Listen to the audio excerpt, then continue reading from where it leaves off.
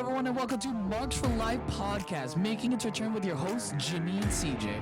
We rebranded to become all elite in all pop culture, from AEW to Marvel to video games to Netflix and so much more.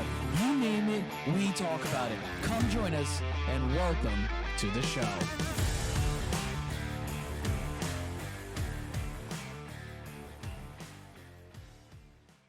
Hello, everyone. Welcome to this week's edition of March for Life podcast. I am one of your co-hosts, CJ. And I'm your other one, Jimmy. And we're going to be going back to our roots today. There's been a couple of wrestling stuff that Jimmy's really been wanting to talk about. And, you know, these are all stuff definitely worth talking. So, Jimmy, take it away. This one's yours. So, the first one I wanted to talk about was the big Ring of Honor news, which I think as someone who started trying to get away from WWE, this was the first go-to for me. Okay. And it's the news about it kind of going on hiatus and then everything that's kind of divulging afterwards, making it seem like we may not be getting more Ring of Honor. Possibly. Okay. As far as right now, currently, November 4th? We don't really know the full details yet, but there's been some interesting developments on that part. So this is what I've heard about Ring of Honor. One, it's coming back probably for Supercard after WrestleMania. Yeah. Two, they're restructuring it so this way they only use non-contracted wrestlers. So they don't even have their own contracted Ring of Honor. They're just, I guess it's a pay per appearance, which is kind of bringing it back to how it was before. It kind of also feels like a PWG gap that's in the East. There's no PWG in the East. Yeah, that idea, honestly, if that does come to fruition, it does sound like a really fun idea. Yeah. Because, God, I really do want to go to PWG at one point in my life. But if Ring of Honor is going to be, turning into that'd be cool. That's what people are saying online, that, their stance on it is just we just take non-contracted wrestlers to major promotions. I wonder if they will, so they'll get indie talent, they can get former WWE talent, they could just host good wrestling without the storylines, which is really good. Maybe sometimes that's all you really need. Yeah, and for something like Ring of Honor, that would be good. However, I did hear some interesting news recently, and it's that their broadcasting company that owns the Ring of Honor is in debt. Oh. So the story thickens. Sinclair Broadcasting is in a little bit of a financial problem right now. How truthful that is pretty dependent. Mm-hmm. We'll see. However, there's been a lot of talk about their library being on sale and stuff like that. The library apparently has been on sale for a year now. It's just never really been publicized until now. But they haven't been shy about wanting to sell it. True, but coming after this really long hiatus, and this is 100% due to the pandemic. They took a really big hit, considering that most of a lot of fan interaction for Ring of Honor was a mix of online, specifically on their internet stuff, because no one was watching I think they were on Access on Saturdays, I don't remember. No, New Japan is Access. New Japan is Access. Okay. Yeah. So I don't remember. I have no idea which. Yeah, I don't even know if they had an actual TV one. I know they did online shows an hour on their own website, which was great to watch Ring of Honor, but I don't even know how they would make money at that point without doing live shows. And for a year, if you couldn't go to a live show, it's a little hard to put on a wrestling show. And this is also a testament to Ring of Honor, because this is the reason why they went bankrupt, is because they kept paying everyone full time during the pandemic, and didn't lay off anybody. Yeah, so and they'll continue to pay anyone that's contract is extended past the deadline, which is December 31st, 2021. They're going to pay them until March, which is also kind of crazy. Yeah, it just goes to show just how awesome of a brand Ring of Honor is at the end of the day. Yes. And it kind of sucks that they're kind of going through this, and we were this close to getting Ring of Honor being a real number 2 competitor, and it always just seems that they would fall short just due to financial stuff. Similar to Impact, but with Impact it was they got bought by a big person, and then they never put in the full money into it. Just trying to adjust my seat. Yeah, it's all right. I don't know though. I think Ring of Honor has never. The only time it ever felt like a true number 2 was during the Bullet Club era. I think after AEW was launched, I think it really lost its luster. It's like, it was a shell of a company. It lost a lot of its top names and top draws. Yeah, and it struggled to recover after that between WWE and AEW just constantly pilfering its locker room. It kind of felt like an ECW type of deal. Yeah, but they were also at the same time they were doing shows in Madison Square Garden. So they did one. Oh, okay. They did one, and it was sold out prior to the Bullet Club leaving, prior to AEW. I don't think they could replicate that. All right, fair enough. And they had New Japan on top of that too. They had New Japan stars. So that's the only reason why I'm a little hesitant. Yeah, true. It's just it just breaks my heart because it feels different, and I don't know because I guess we were too young to experience the WCW and ECW kind of buyouts in a way, and this feels like that. I mean, I don't know. I don't have any recollections of that time, so I don't know how it would feel. I started at 2009, so I really don't have any recollection. Yeah, and I think I only remember watching brief moments in between that era and then getting back, like you said, in 2009. So yeah, it feels weird. It really does because, I mean, you said it yourself. The whole reason AEW kind of exists is credited to Ring of Honor, more so than New Japan, in my belief. I mean, don't get me wrong. I think having a lot of Bullet Club names on it definitely helped, but it was all on Ring of Honor's, production time and a lot of their ring stuff. Especially All In. Yeah, specifically for All In. Yes. So I can't discredit that. I don't know. I feel like ever since 2019, Ring of Honor hasn't been. Yeah, it's been like a third. It's been a third slot, but at least it's a consistent one that puts out good talent. Yeah. And I guess we could start talking about the only positives of it is that now that the contracts are going to be probably released. Yes. The poaching kind of begins, and I don't know. I don't know.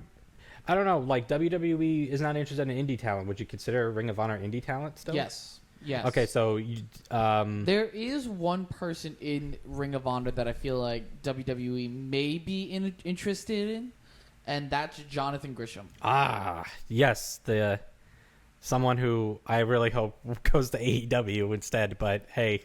I think he fits more of a WWE mold, especially if he gets to transfer over his gimmick and owns his rights to it, maybe. But maybe if he can do the gimmick, he's a he's huge into bodybuilding, which is definitely on WWE's radar. He's just he's kind of like Brian Cage in a way, just in his build and his athleticism. I think he would be an excellent addition alongside Braun Breaker and Big E and Bobby Lashley. The body guys. Is he that big? I could have sworn he was more of a Daniel Bryan-esque figure. I'm pretty sure that's who we're talking about. No. Unless he got weight, because I remember. I'm talking about the person that's married to Jordan Grace. Oh, okay. Hold on, because I know Jonathan I know who Jonathan Grisham is by name. I don't remember if he was that big. Did he have a growth spurt that I was unaware of between the last time I watched him in Ring of Honor and now? I'm gonna pull up a picture of Jonathan Grisham, but because I know he's a tactical style wrestler from the last time I saw him. I don't remember.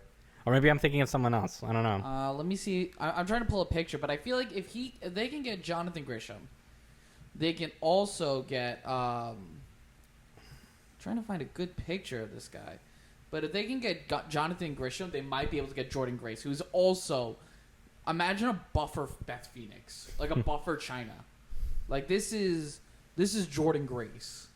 No, Jordan. Yeah, I could see Jordan Grace going. Impact Wrestling digital media champion currently right now, which seems like an intergender championship, and that's Jonathan Grisham. Oh Jesus, he's huge. Exactly, and that's big buff. Only from a couple months ago. Big buff. They are huge bodybuilders, so I feel like if they can snag him, they could potentially snag Jordan Grace too. So I feel like at least WWE, they should really consider getting Jonathan Gresham. On the flip side, AEW should definitely pick up Jay Lethal.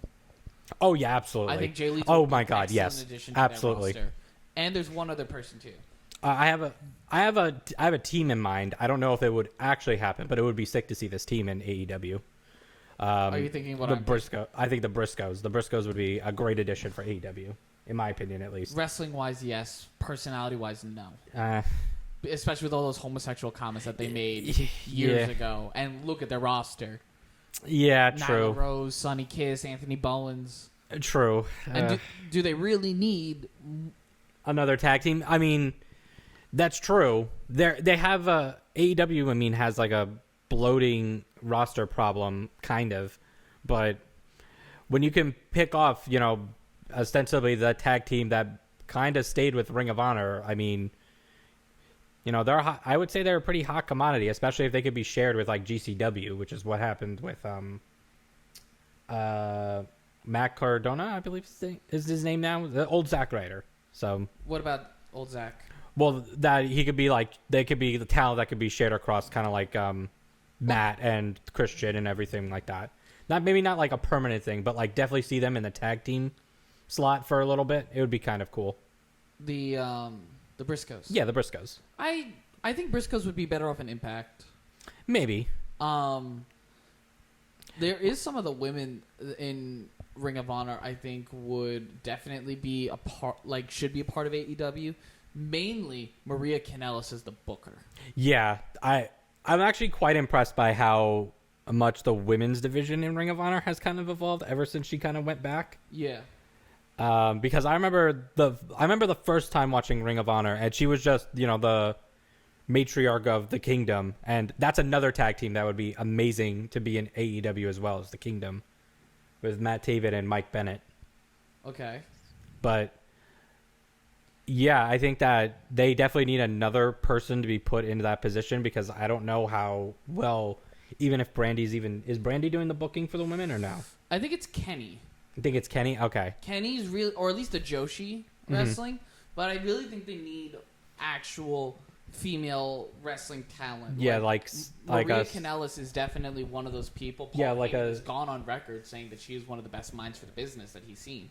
Yeah, like Sarah, what is it, Sarah Del Rey? Or not Sarah Del Rey. Amato? Sarah Amato, there we go. She's still with WWE. No, I know. I'm saying they need a Sarah Amato figure in AEW, and Maria Kanellis, honestly, is a good pick. Going back to Jay Lethal, though, for a second. He absolutely needs to be on primetime cable television. Absolutely. Try to bring back the magic that was Black Machismo from old TNA to AEW is definitely a great pick. Yeah, I don't think I'd be okay with a Black Machismo, but I would definitely be okay with his what was it? The greatest first generation wrestler. I think that would be really cool to bring back. I wish they can grab Malcolm Bivens. Yeah. I think that would have been an excellent pickup for Lethal, but I don't know. I think Lethal would be definitely a good addition to be picked up. Danhausen. He's out on injury right now. He is out on injury. According to November 4th when we're recording this, he's on injury. Yes, but he already has like a connection with Jericho for the cruise. So that could be an in with AEW. And he's friends with a couple of them. Evil Uno is one that comes to mind. He has a built-in story with MJF because he's using MJF's likeness in his T-shirts. You know what I mean? So I think he's definitely another pickup. I was trying to look up some of the Ring of Honor people, the women's. Roxy. Oh, yeah. She's like the champion, isn't she? Yes. 19 years old, which is kind of insane. Roxy was definitely a big one. And then there was one other one that Maria Kanellis was really high on. But I try to find their roster, and I can't for the life of me. Did they already clean house with the roster thing on their online website, really? No, I just don't know how to use this fucking phone. Oh wow, Angelina Love is still available. Then, she'll probably head back to Impact though and try to reconnect the beautiful people, which would be cool. Then you have Bandito, Dragon. I was about to say Bandito going to AEW, try to reform the that tag team during All In. That'd be amazing. Yes. Rush is another huge one. God. I'm curious, is Dalton Castle still on Ring of Honor? Dalton Castle is still signed to Ring of Honor. Dalton Castle. Yeah, not Dalton Castle. Dalton Castle, because him and the boys would be sick. Like, he would be that gaudy heel that I think they kind of also need, because MJF does a pretty interesting job with it, but there's a different level that Dalton Castle does, and it's just perfect. Yeah, I think there is talent to be picked up, and it would be interesting to see kind of if Ring of Honor comes back, because now it seems to be more of a bigger if than like, oh, when is it?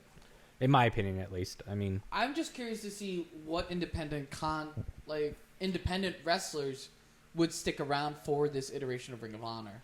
I mean, if AEW allows for non-exclusive talent, right? It's only people who are specifically employed by AEW. But they could do one-off appearances at different places, though. Correct? Am I? Yeah, they could still wrestle wherever. You know, you got Evil Uno wrestling places, Joey Janela, Sonny Kiss.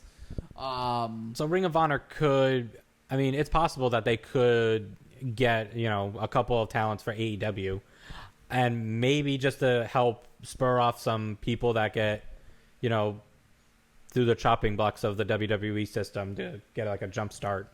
So. I mean, if this is the role that Ring of Honor is going to be filling, it's definitely better than going completely under, because I don't think that would be a good thing for like Ring of Honor in general. So yeah, I don't know. It's just weird. It's weird because you really don't have it's very hard to figure out their place. Yeah, because I mean, it's conclusive now at this point that there's no more number 2 slot. That's specifically for AEW, and even then, it's like.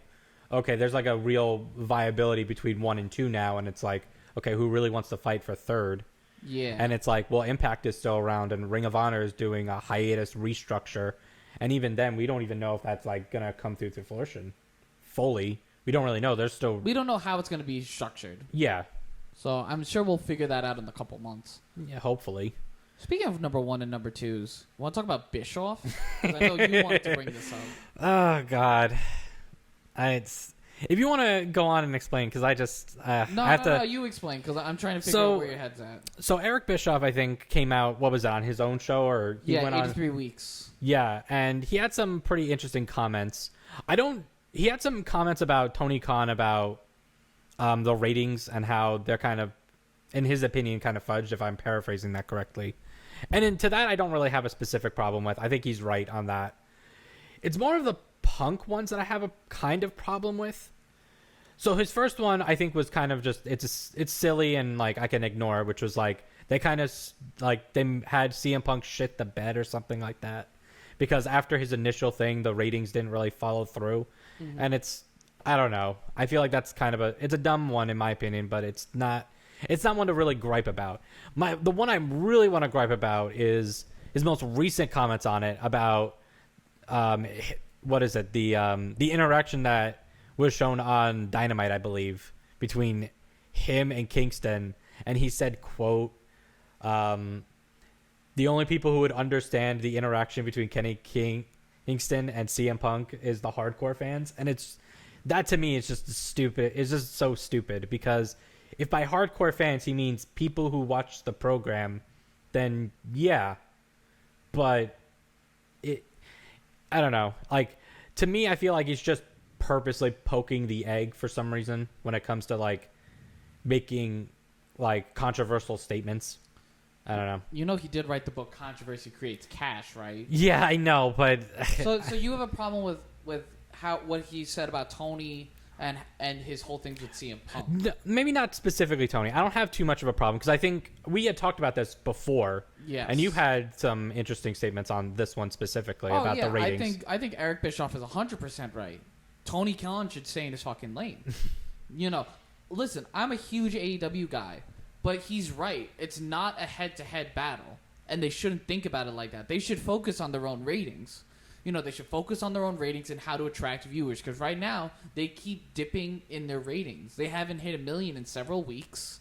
Before they were riding that high from CM Punk and being on the road through Daniel Bryan and Adam Cole, and now it's starting to get into a lull again. And now they're starting to lose viewers. I don't know if that's because of March Madness. I don't know if that's because, or not March Madness, the NBA or other stuff. But Tony Khan needs to figure out how to get better ratings. He shouldn't be talking himself up saying he knows better than Ted Turner. That's not something you say to your boss. I mean, you all know that Ted Turner, if not a partner, is his boss. Mm-hmm. So that's a huge thing. 2, I can kind of agree with the whole CM Punk thing. I think that the way AEW is using him, while good, definitely a great CM Punk reunion tour, he has not been as interesting as Bryan Danielson. Bryan Danielson has legitimate feuds, legitimate stories to sink his teeth into. Especially everything that went on with the Elite. That was a huge that was a storyline, and now he's in the Eliminator tournament, another storyline. CM Punk has just been bouncing around. It's a lot of short-term feuds, and I feel like their presentation of him is very... How do I put it? It's like the story that they're using for him is that he's just happy to be there. And yes, he is happy, but there's no story. Like, the closest thing he had to a storyline was Taz and Team Taz and Hobbs and Hook and Starks, but he only had one match, and that was it. There was no continuation. It feels like CM Punk is very episodic. Maybe, and I don't know. I mean, I don't know. I still have a problem just because, I don't know. We're still in this lull of enjoying Punk. I don't know. I don't feel the same way about the lulling and oh, he's not really doing anything. I think it's just because maybe this is my bias of Punk is back and we're kind of getting our fill of just enjoying CM Punk matches and kind of getting good wrestling that doesn't seem super burying of the people he's faced so far. Have you been watching this stuff though? I'm gonna throw that at you. I didn't watch the most recent one. No. Which one was the most recent one? The one with Kenny Kingston. I watched that specific. There was no match with Eddie Kingston. No. I know. That's the only. That's the only part I didn't get to watch. I only watched that one segment. And that's the most recent Dynamite that I've watched. Okay, I've watched his match with Matt Sydal. Mm-hmm. I've watched his match with Daniel Garcia, and we watched Hobbs. I've watched Darby. I've watched Bobby Fish. They're not bad matches, but it just feels like they're there for the sake of CM Punk having a match. Okay. It doesn't feel... And you know what? You say there's a honeymoon period. I think we're at it. He's been around for 3 months, dude. He's been around since middle of August. He's been around for a bit. And he hasn't done anything of note. It's just weird. You know what I mean? It's just weird. I can get this honeymoon period for a bit, but he's now 5-0 and he is just against randos. There's no feud. There's no overarching feud on top of the matches. He's not going up for title contention, which he's made perfectly clear. But give me Punk versus MJF. Give me Punk and Starks. Okay, you're giving me Punk and Kingston. Give me some fucking promo time instead of them just saying, oh, we're going to have a match next Wednesday. You know what I mean? That's very... Do you think that's on purpose, or do you think that's on purpose for maybe the long-term story of it? Or do you think it's just an unpleasant byproduct of having CM Punk back? I think Punk requested this. Mm-hmm. While I can respect CM Punk's wishes, if I was Tony Khan, I would be trying to push him into actual stories. All right. Trying, not necessarily dragging these feuds, but trying to get more out of them. Make Eddie and CM Punk a #1 contenders match for the TNT title or something. Make some, you know what I mean? Just give higher stakes. It's just, I don't know. It feels like CM Punk is just there. It's just there. And I kind of get the feeling like that with Sting too, in a way. But Sting, he's 62. I'm not expecting him to wrestle every week. I'm not expecting CM Punk to wrestle every week. But I feel like his booking is confusing. Now that we're 3 months in. No, okay. I mean, I can take another look at it 6 months in, but right now it's a little confusing what they're trying to do with Punk. Maybe. I don't know. I feel like what AEW is good at is long-term storytelling. And I feel like there might be something. There might. I feel like we're getting like match after match where Punk is winning constantly. And I feel like the more and more we get, the less and less people are going to start cheering, and maybe we'll get those boos coming out like officially. Mm-hmm. And then once that happens, that will really like trigger. But everyone's enjoying Punk. Like, I can't really complain about that. I'm enjoying Punk. So I don't really know. Like, is there more to it? We just don't know. And I feel like the problem is that like when we're watching it, I don't feel like there's any like shitting on the bed. We're watching moments happen and they're all good and it feels nice, I guess. And I don't know. Like I think maybe you're right in the sense that like maybe I have more rose-colored glasses on because it's been 7 years. Yeah. And I think if he was back in WWE and he didn't go on that sabbatical and he got the time off a little bit and he got back to normal and he would be in a WWE fighting for the championship against Roman Reigns and building him up, let's say, where he would be put in that position to make good stories again. But like 7 years of like hating the business and then trying to recover from, any injuries that he did have, then kind of having his ego bruised by, doing a piss poor job in MMA and UFC specifically. Sorry, Punk. And you get an opportunity to be a part of something, kind of new, really brand new in something like AEW. And you kind of do want to enjoy kind of just wrestling for the sake of wrestling and not have to think about like any long-term storytelling at the moment. Now, we don't know if there's maybe some plan that we're just not seeing at the moment. And that's me probably putting a little bit too much optimism, too much weight into that. But I don't think there's anything entirely wrong with him just enjoying matches and having good ones. There's a difference, though, between long-term storytelling like Hangman Page and MJF and Darby with Cody, just building those up, and CM Punk, where we want to see this stuff happen. And this is where I'm going to agree with Eric Bischoff. Kingston and Punk are for the hardcore fans. It is. It's not for the casual fans. It's a one-off match for the hardcore fans. We're not even getting promos out of it. They're not even building it for the casual fans to get invested. Mm-hmm. We want to see promos. I want to see promos between Kingston and Punk more than a match. Give me some promos. Why is there no promos? That's, you know what I mean? So that I can agree with too, because like they're giving that away for nothing. Like, I was very excited for it at first. And then Punk just comes out and says, we're going to have a match next week? That's it? I don't know. I think just for me personally, and I don't know if I'm probably in the super minority in this. I'm just enjoying the rose-colored glasses of the whole. No, I think you're in the majority with that. I think I'm in the minority. I don't know. I don't know. I've seen back and forth discourse on this, and I feel like there's some people who kind of agree with me in the sense that, like, well, if we're watching the show and we've been watching consistently, like, are we not hardcore fans? Like, or you mean like when you're just flipping through the channels and you watch wrestling and then you watch two dudes and one of them you may know from years ago, which is CM Punk, fighting some other dude, and then you're just, what am I supposed to be involved? Like, I don't understand that criticism.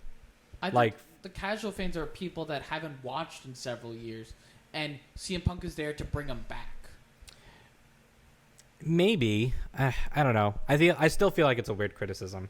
I really have nothing else to really say about it, other than that one specific. That's the only like criticism that I feel like is just such a strange one, because if you're a casual person and like, oh, you hear CM Punk's on, you just click on the channel, boom, he's wrestling, and he's on that consistently every week. So I don't understand. I don't know. Maybe it's because I'm not a casual viewer, so I guess that's why.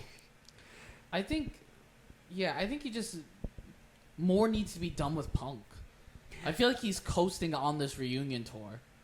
Maybe, and. You know, I feel like if we ever get back to this conversation in like a month or like in a couple of weeks or something like that, I'll probably be like, yeah, I definitely agree with you at this point. But like, as of right now, I can't really complain. It's just, it's good. There's no like serious botching going on. It's not like there's super quick or super long matches. You know, they're exactly what they're supposed to be. They're supposed to be a pretty even display of, you know, each of the wrestlers, and then having Punk win because we like having Punk win. Like, I can't really complain about that. I don't know. Is there like a WWE equivalent to that I can, like, I can't even think about that, because I feel like if you're gonna say something like a Brock Lesnar or a Goldberg or any of the old timers that are like from the Attitude Era, I feel like, well, first off, they're super old, and they also do like a 5 to 10 minute match, and that's different than what Punk is doing. So, are you trying to ask me if there's like a reunion tour scenario in WWE? Maybe not like currently, but like just something of the same. Yeah, something of the same caliber that was like maybe not exactly the same, but has the same feeling.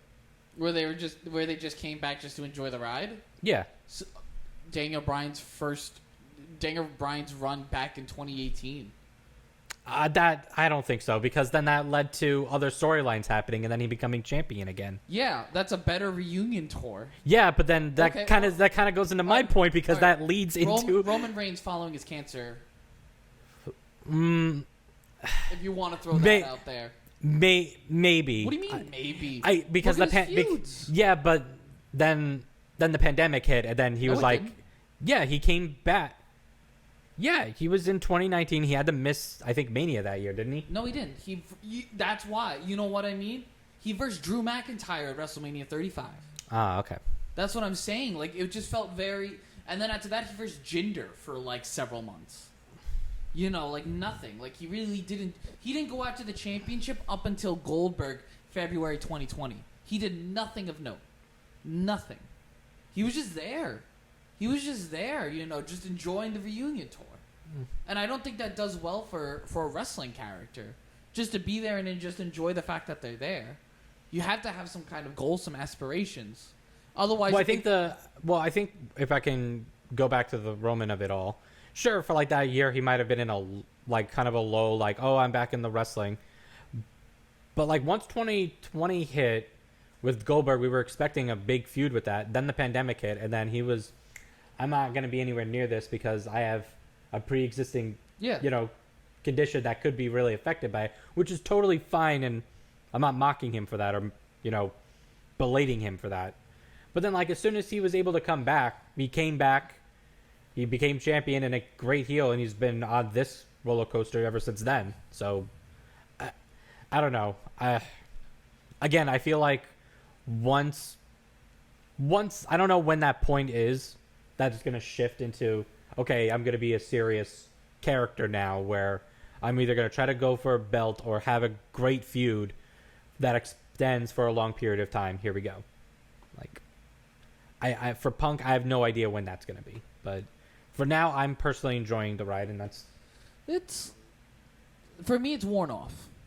But, you know, that's just me. No, fair enough, fair enough. It's not like Bryan Danielson, where he's just... Yeah. One, he's putting on clinics, and two, it's such a different character. Yeah, I think so. I will switch to Daniel Bryan for just a hot second. I feel like when it comes to Bryan Danielson, sorry, can't dead name. I'm sorry. It's all good. When it comes to Bryan Danielson, I feel like this is something he's really wanted to do, even ever since he retired, and he's just been waiting and waiting. And when WWE said, yeah, you can come back, but like you have to do X and Y, and he's like, okay, but then he never really got fully into it. He did like a couple really good characters, like with that, what is it, Savior of Planet Earth gimmick? The Planet's Champion. The Planet's Champion, which is, by the way, great belt and everything, and I think it played into it very well. But then after that, like, it looked like he was kind of bored with being in the WWE of it all, and that's why he left. And he was like, I'm ready to do like real wrestling work. Yeah. And I think with Punk, it's different because he was gone for a really long time, and WWE was never going to give him a shot, and there was no way in hell that he was going to go to smaller venues just so he can make, like, he knew his value for it, which is why he did the UFC thing. Got a ton of money for it, even though he sucked at it. And then he just kind of waited out his time until, like, okay, I think I'm over hating wrestling. Let's go and do this at AEW. Mm-hmm. And who knows? Maybe it is like, okay, I'm just going to enjoy wrestling for a bit, and like I'm not going to do any serious storytelling until later. But we just don't know. And there might be a point where like that happens. But again, like we just don't know. And I think the complaint about it, I think it's strange. I don't know. I can understand it. Like I understand what you're saying. Like you're over the honeymoon period. I get it. I also, I'm also saying this as someone that does watch every single week. Mm-hmm. I watch everything. I watch his matches. I watch Dynamite. I watch Rampage. And I'm watching him, and I'm just, it just doesn't feel. Doesn't it feel kind of similar with Jericho then at the same time? Because Jericho's a whole nother story. Jericho should fucking go. Listen, dude. Like, I think we agree on this one. Jericho's just kind of there at this point. He really hasn't had a good feud since MJF. Blood and Guts MJF. Not this whole Trials of Jericho or Labors of Jericho, whatever. Or even the Stadium Stampede you could discuss with that one, but like, he hasn't really done anything that you could sink your teeth into since then. Like, it's just been very meh. So, and because of Jericho's feud, the TNT title is in the background, which pisses me the fuck off. I fucking love that title. Sammy should be defending it every other week against everybody. Defend against Jericho. Say, fuck you. Get out of my spotlight. I just won this belt and it's still all about you. Give me that. That's very interesting. Yeah, I agree with that. What's CM Punk's thing? CM Punk, you interrupted my interview, so we're gonna fight. Like, it's simple, and sometimes simple is good, but with Eddie and Punk, you know that they could do so much more, and they expect more out of it than just this. And that's why it's frustrating. All right. It's not like Bobby Fish or Matt Sydal or Dango Garcia. Well, Dango Garcia made sense. That's long-term story. They're like, you attacked me several weeks ago, and I still haven't forgotten about it, and I'm finally getting my fucking match. Mm-hmm. This one's like, you interrupted me. We're gonna fight. It's just. Yeah, I hear what you're saying. Yeah, I don't know. All right, let's switch it off to. Is there another one we want to talk about before we talk about Charlotte and WWE? Nah, we could just go straight into that one. Oh boy. So. First off, how do you belt exchange? Oh yeah, that was so dumb. That's stupid. It was so dumb. It was introduced. And I think everybody, and I think Charlotte even knew that was stupid too. And I think it's like, okay, how much of it is just bad storytelling from the backstage kind of coming to fruition, or is this the idea of like Becky? And then I don't think it is. I think it is purely Vince trying to fill as much time on both SmackDown and Raw just to fill that time slot. But he thinks it's good shit. Yeah, and apparently people liked it a lot last year when they piped the cheers in. So okay, it's lazy. Like it's lazy. It's super lazy, and this is why I hate the idea of a draft. Yeah, I think the idea of the draft is dead. Yes. But like going back to the Charlotte ball, I think the only problem that I think is kind of the only part that people should be rightfully mad at Charlotte for was just kind of bombing the segment in the middle of it and kind of meeting she dropped the title. She didn't. Did you watch it? I did watch it. She did not drop it. I don't know. That did not look like a drop. I'm sorry. But like, I can also see like, okay, so the whole plan of it was that she was supposed to hand the title with respect, and then Becky throws the title back at her. Well, she was supposed to take it and do Becky 2 belts. Yeah. And then throw it back at her. And whether you think that's a good idea, I still don't think that's a good idea. But I think the idea was what happened was that they were about to do the exchange, and then instead of handing it over to Sonya Deville, which is, I don't even know why she was in the middle of the whole thing. Oh, because she works with Adam Pearce. Oh, she's management. Go figure. And then kind of she tosses it to completely other side, kind of derailing the whole segment in general. It's one thing to be upset about a segment going on. It's another thing to kind of throw it in the middle of during a live segment. Like, come on. Well, how else are you going to make a point, though? I don't know. If that was intentional, how else are you going to make a point to the backstage office? I don't know. It gives me a lot of Austin Aries Bound for Glory vibes. You know what I mean? Well, it depends on who you talk to with that one. Apparently, people said it was a work. The other one said that it was a shoot. I think regardless, they've been shitting with Charlotte's character for the past year and a half. Yeah, and it's been horrible. Her booking, her storylines. Look at the storyline she's been a part of in the past year and a half. Lacey Evans. The whole tag team with Asuka. Yeah. Where she replaced Lana for no reason other than that. This whole thing with, the thing with her dad. Yeah, that's Andrade's release, her fiance. Yeah, well, I think that goes into the more personal thing, which is why I don't really blame Charlotte for having, the definite, disgruntlement that she definitely has. Yeah. It's just, I don't think you take it out on other people during a live segment during a show. Well, her and Becky haven't been close for years. That doesn't make it right. I'm sorry. Look at Brett and Shawn. Look at Austin and Rock. It's not uncommon in wrestling. It just hasn't happened in a bit. Look at Cena and Orton. They couldn't be in the same matches for God knows how long because they legitimately hated each other. I guess. I don't know. It still rubs me the wrong way. I just don't think you should shit on a segment when you're working on it. And just because you do, I don't think it makes it right. I'll make the same case with Shawn and Brett. Yeah, they hated each other, but it still wasn't right. No one thinks that all the stuff that happened between those two was anything right. Well, I think that this thing though, it's professional versus personal pride, and listen, that whole segment, that main event, whatever. It is total bullshit. But I don't think Charlotte was wrong here. I think it added heat to the fucking segment. It actually gave it something worth talking about. I guess. The fact that we're talking about it on the podcast, yeah. And I bet you she's been frustrated with WWE for a while. Yeah, and it definitely doesn't help with, I can only imagine, what she's been going through with, all the shit that people are saying about her dad and, not having her fiance kind of being in her corner at work. I can imagine, that kind of sucks. Yeah. So. And they're also they're not even doing anything with their character. Look at the whole ESPN thing with Becky, Charlotte, and Ronda. Ronda, former UFC champion. Becky was a Royal Rumble winner. Charlotte, Ric Flair's daughter. They really haven't given her the respect. They're padding her up.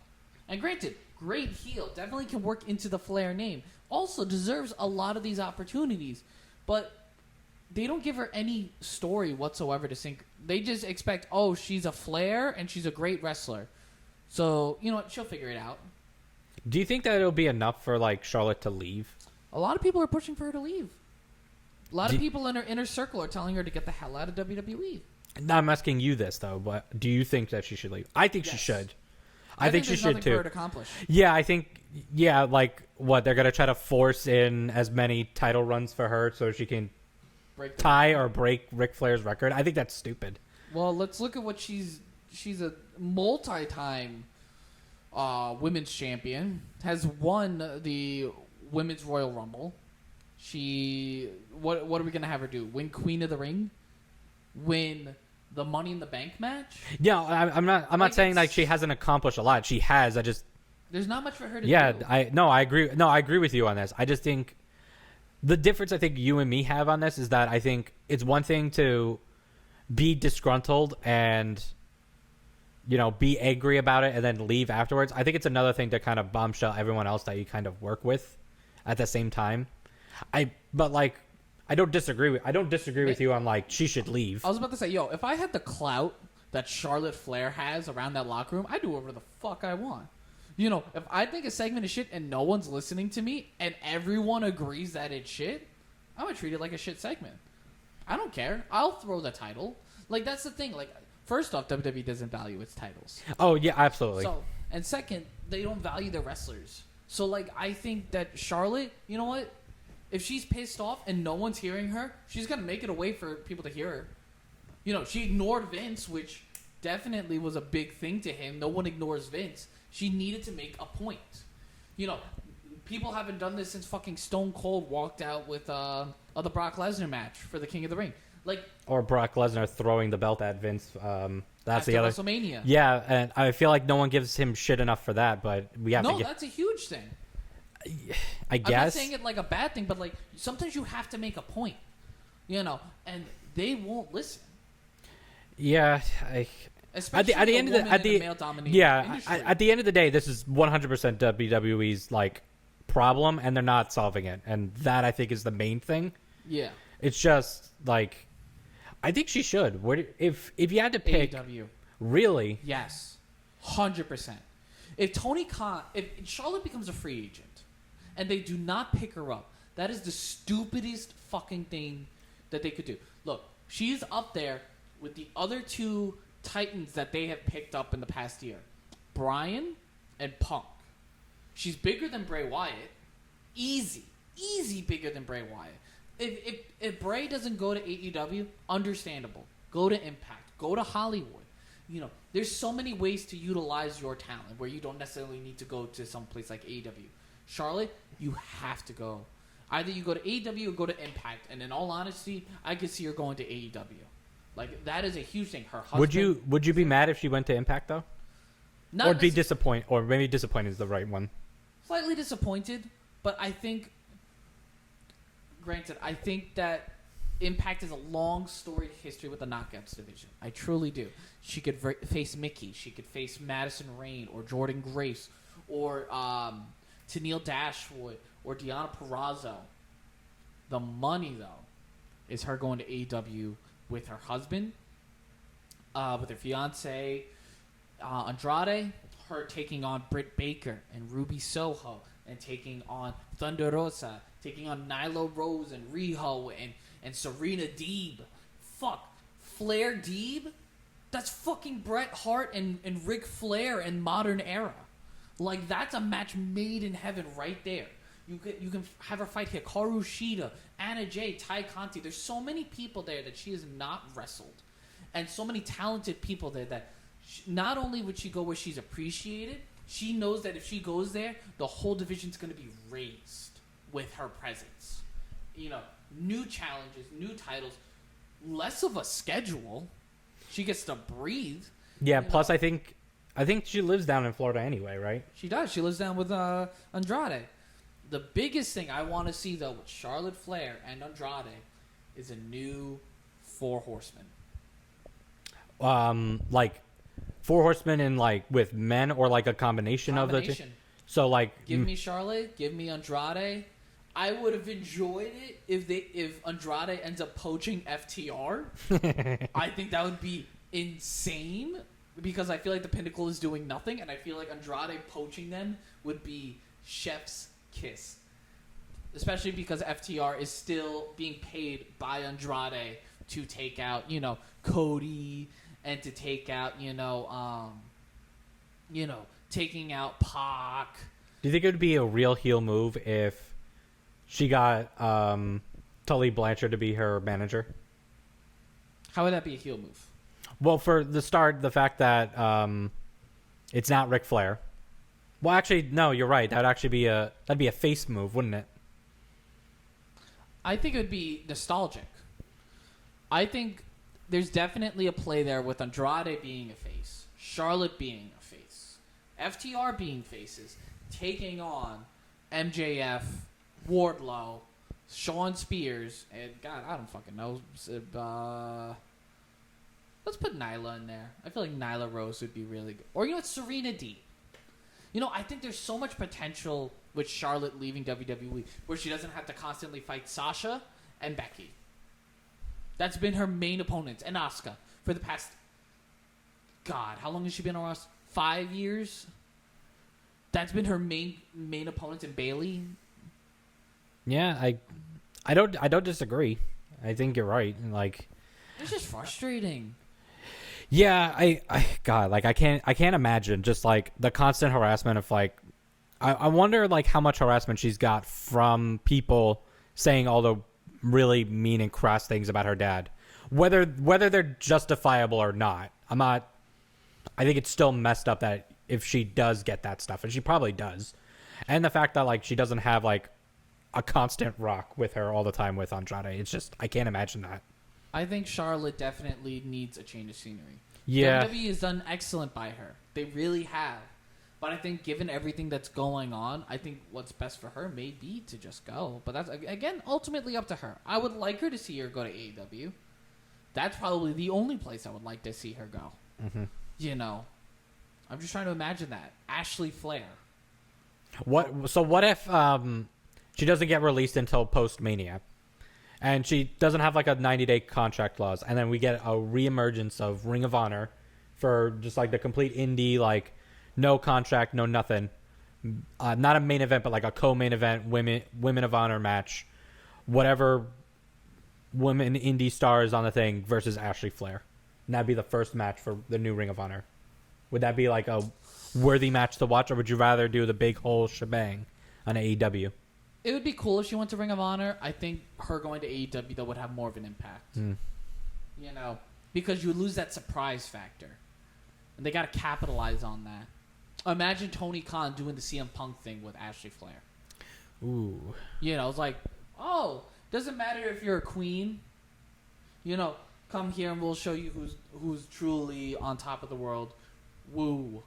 Something simple as that to get people talking. Mm-hmm. Which Tony Khan has figured out after fucking Sting, because the network had to tell Tony, if you're going to drop a reveal on that, fucking tell us so this way we can promote it. And that's essentially what Tony did with CM Punk. He learned, oh, Darby, do a Best in the World promo. Thank you. MJF, reference his pipe bomb promo. Thank you. You know what I mean? Oh, let's really advertise Chicago. Here's what you do. You're like, you know what? We're going to have a huge 6-man tag match in North Carolina. Main event with Andrade and FTR taking on whatever schmucks want to fight them. You know what? You know, it doesn't matter, you know, blah, blah, blah, you know. And we're going to have, you know, just, and then you can have a girl call them out. You know, like, oh, you know, Ruby Soho's like, oh, doesn't matter if you're the queen, king, doesn't matter. You know, I am the Ric Flair of this promotion, woo. Or some shit like that. Just, I don't know. There's so much that you could do with Charlotte and AEW. I'm guessing this is like your interview just to be a booker for frickin' AEW, my friend. Listen, if I ever become a booker, wrestling is going to be on its fucking heels. Let me tell you. Either I'm going to lead the company to glory or I'm bankrupting this fucking company. It's extremes in either way. There's no middle ground. Hell yeah. I'm trying to find out even her contract, Charlotte Flair's contract. I have no idea because I don't even remember if there was any contract extensions or anything in the past year. So there's said to be more than a year left on her current deal. All right, so if there's more than a year, so that's 23. She could ask for her release, let's say now. They're not gonna give her fucking release now. No. There's no way. No fucking way, WWE. No, but then they put like a 90-day contract clause in it, and then that double or nothing. No. Boom, she's there at Vegas. You really think that? No, God, no. But man, that would be Bryan Danielson and Adam Cole leaving. No, but their contracts were up and they weren't signing anything new, so that's different. But it's just asking for a release though, and I don't know. Like, I think it depends. Like, it depends on how serious I think like her personal life has really been affected, and how kind of bad she's lashing out. I honestly do believe like that could be a legitimate factor that could be put into this. Yeah, I don't know.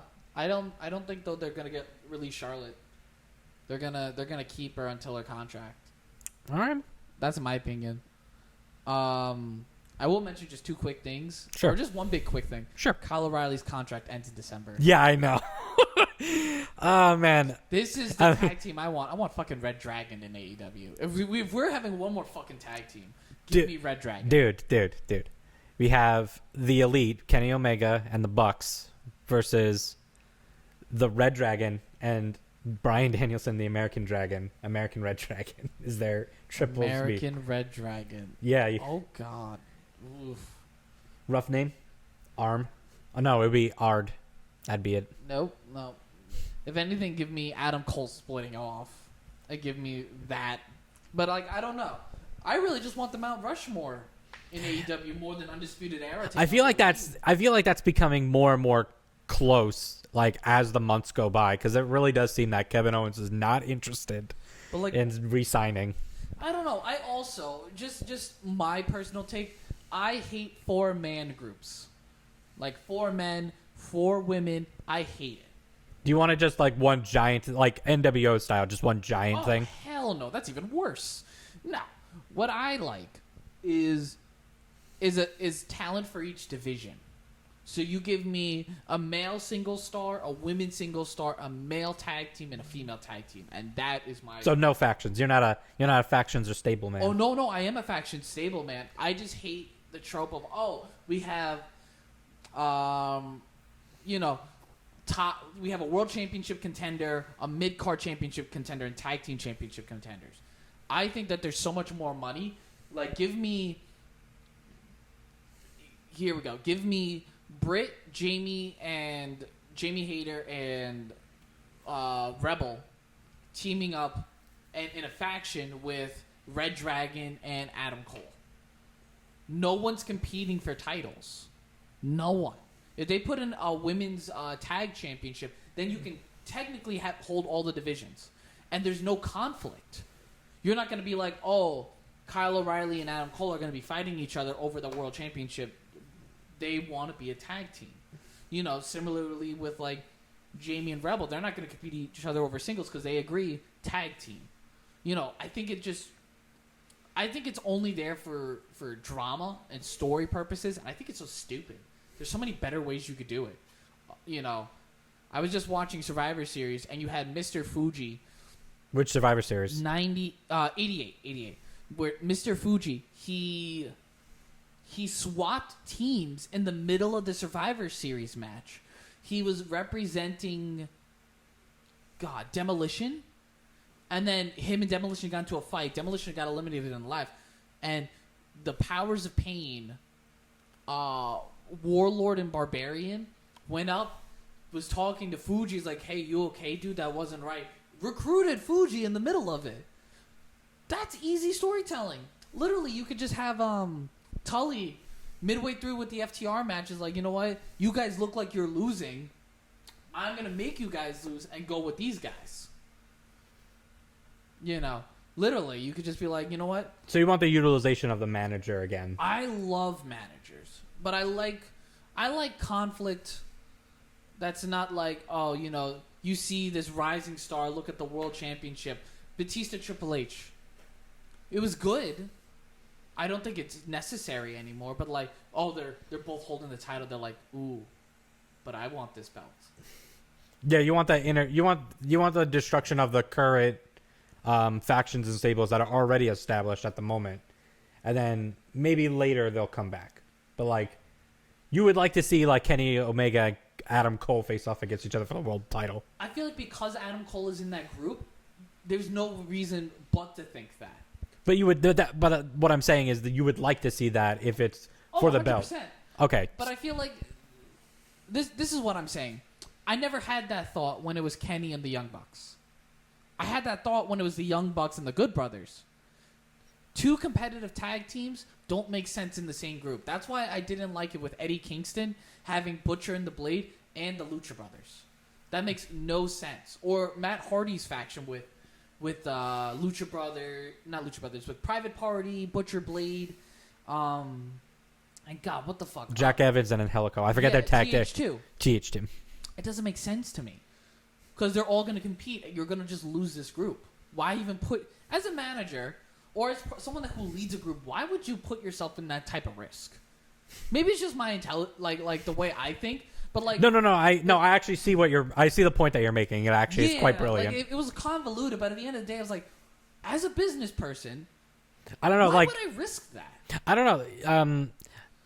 That's like asking about like NWO. Like at the end of the day, wouldn't all 3 of the original members be like, "Yeah, I want the belt"? Exactly, because they are established single stars. It's different though with like the Young Bucks. I'm never gonna see them going after a singles championship. So then you just don't see like a specific tag team that's well established, like break off the tag team.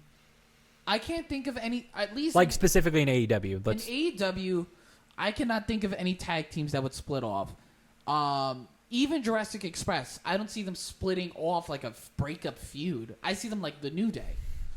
I see Jungle Boy going off as a single star and Luchasaurus, or Luchasaurus and Marco Stunt tag teaming, which is entertaining. I don't see that. But when I see MJF, Shawn Spears, Wardlow, and FTR, I'm like, there's going to be a fucking fight if I ever saw one. You know, it already looks like, I bet you, by June of next year, Wardlow's going to be out of that group.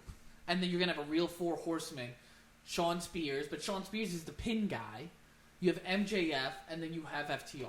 So, when it comes to factions, how you want them, like, we really just turned around the whole subject. But I do like the content. But for a faction specifically, you like the 4 horsemen style of how they're kind of made, ostensibly. I like the 4 horsemen style in 3 ways. One, they have a manager, which is excellent. Managers should always be utilized, especially once they can get their ass kicked. I feel like it's great television. 2, you have a star for every division. But nowadays, that division includes the women's divisions. So fucking utilize it. You know. And 4 is just a good number. It's not too much. You know what I mean? It's not like super crazy, you know. You can have a 3-person on the rope, you know, 4 people on the rope. It doesn't look too much. It doesn't look too crowded. That's why with the Undisputed Era, okay, that was fine. But then Kyle O'Reilly and Adam Cole bickering back and forth, breaking up a tag team. It just, I like a lot of ideas with stables. I feel like they could just be done more efficiently. All right. You know what I mean? Team Taz, why the fuck haven't they recruited Layla Hirsch? Excellent for her career and for theirs to add someone that could go after a different championship that wouldn't conflict. Because look what happened. Brian Cage and Ricky Starks fought. Competitive mindsets. You know what I mean? I think because naturally when it comes to like factions and stuff like that, you need to have interpersonal conflict later down the road that will implode and affect the team dynamic at the end of the day. I don't think you can have how long the 4 horsemen were around. God, they were around for like 10 years. Yeah, exactly. I don't think anybody could do that anymore. They tried doing that with NWO and that didn't turn out well. Look at the New Day is the closest example we have. True. You know, they were together from 20... But, like, how many times have we been on this specific podcast to be like, man, they got to break up. Man, they got to break up. Man, they got to break up. I've never said they had to break up. I'm pretty sure we've had this conversation before. We've had this conversation, but, like... I'm going to have to look back at the records for this one. But, like, they were definitely an example that, like, they really shouldn't. You know, Jurassic Express is another one where I feel like they shouldn't. They've been going together strong for about near 3 years. Mm-hmm. Just going as a stable. I don't know, dude. Like, it just doesn't feel necessary anymore. Or, like, underutilized. You know how much more TV time the women's division would get if they were, feuding in faction warfare? Well, yeah. I mean, you look at what's going on with Jericho and... Okay, let's not talk about that because it's not, literally who has a bigger dick contest over there. And it's really annoying. No. I understand, and I made that joke. I didn't make that to be a joke. I was making out to be they have oh god, what's her name? Kane Van Zant. You know, kind of in the middle of the whole thing, and you know, it looks like a more even Like, to me at least. It seems like the only good thing is just how... Who's Paige gonna fight? I don't fucking know. Maybe they'll actually do an intergender thing. I don't fucking know. They're not going to. They already announced the match. It's the Men of the Year, Jorge Junior Dos Santos, Andre blah blah blah blah whatever, and Dan Lambert. It's bullshit, bro. It's bullshit. And like, who would they get to fight with them? Who? Hager's wife? I don't know. Sammy's fiance? I don't know. Exactly. Doesn't make sense. Does not make sense. I would love to see if it was Sammy, Santana Ortiz, and Thunder Rosa. Makes sense.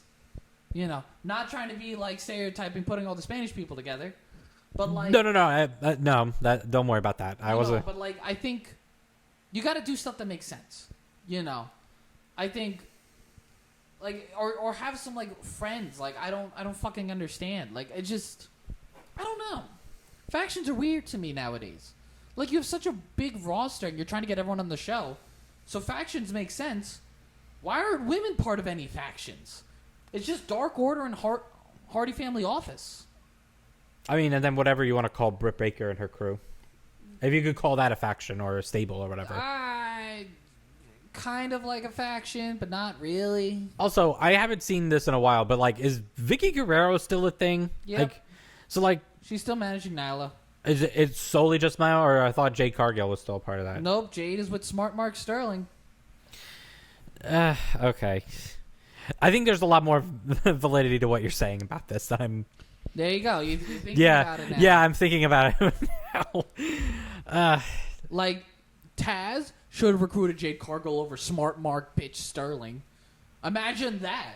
Taz having Jade Cargill talking her up over this meek little lawyer bitch. You have fucking Taz talking your ass up.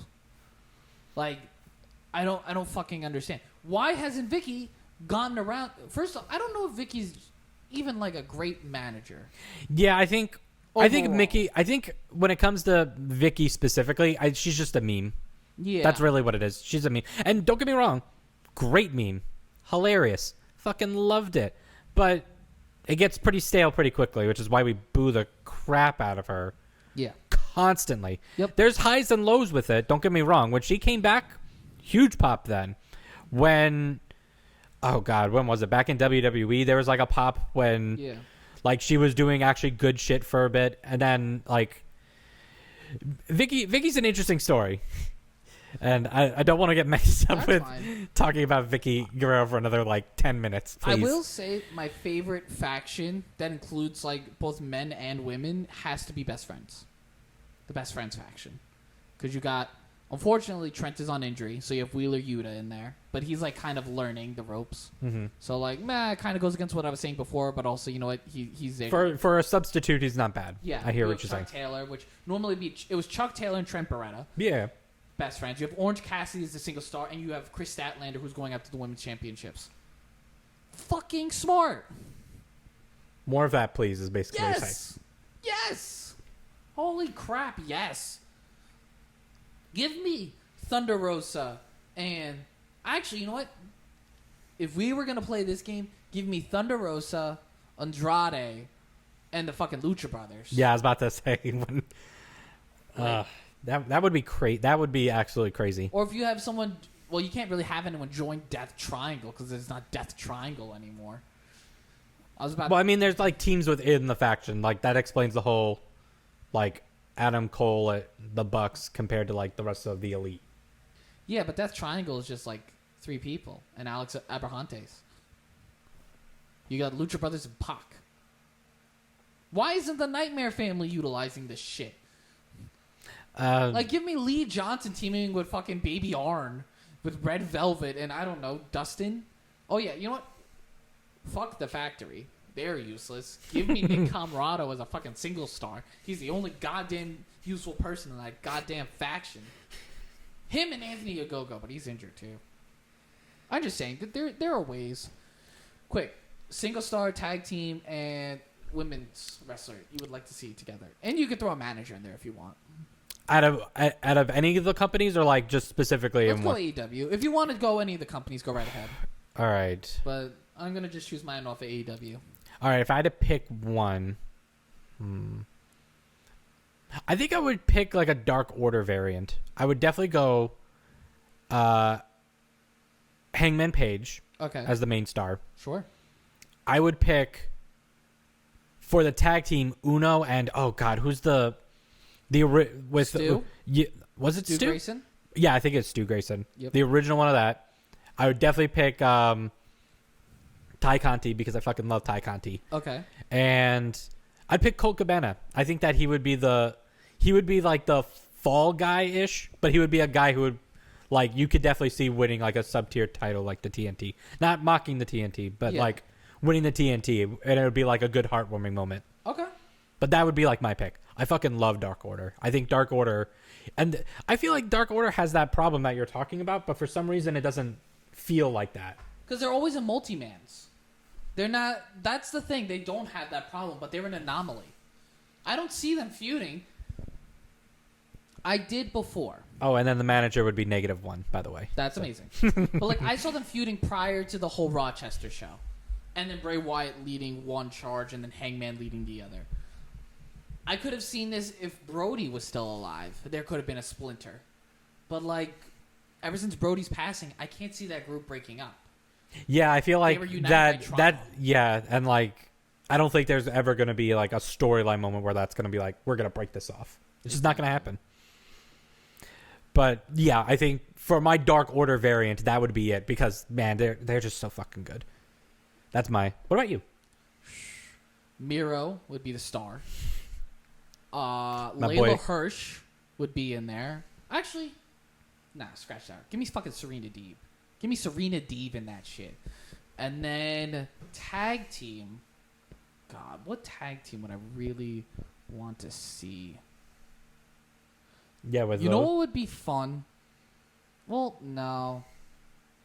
Tag team.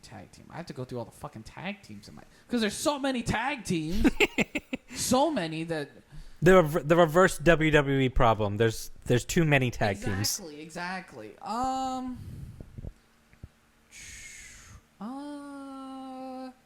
I guess I thought of them. I thought Bear Country would be excellent heavies for Miro. Mm-hmm. And I think Serena D brings that technical aspect, which is really good. Bear Country is just a bunch of hard-hitting brawlers, which is just, they are fun to watch, and they have a crazy name. And then you have Miro, I think Miro is at the top of his game. Yeah. God. And then fucking can't believe I didn't pick Miro, and he's like my go-to guy in like every WWE thing. I was trying to think of people that weren't in a faction. And then manager-wise, did you pick a fall person? You picked Miro. You picked. I didn't pick a fall person. All of them can succeed in their divisions if given the opportunity. Actually, no, that wouldn't work. They're too likable. I was thinking Varsity Blondes, but they're way too likable. Yeah, no, Deeb just gives me that Bret Hart energy. Miro gives me, I don't fucking know what, but definitely God's favorite champion energy, which, praying to God he wins this tournament.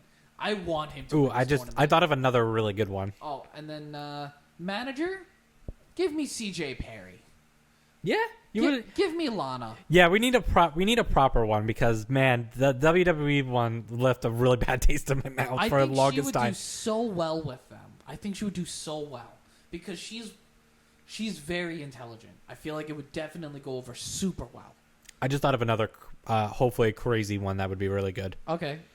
So Malachi Black. Okay. Scratch whatever WWE is left on these guys. I want fucking War Machine back. I think that those guys with Malachi Black would be fucking sick. That would be crazy. That would be insane. Along with God, I'm trying to think, and I had it on the tip of my head, and I just can't think of it now. It would be crazy to see the original what is it? Oh God, not Nikki Ash. What was her name beforehand? Oh, Nikki Cross. Nikki Cross. Bring back the OG Nikki Cross. That would be crazy good. And then have like oh God, I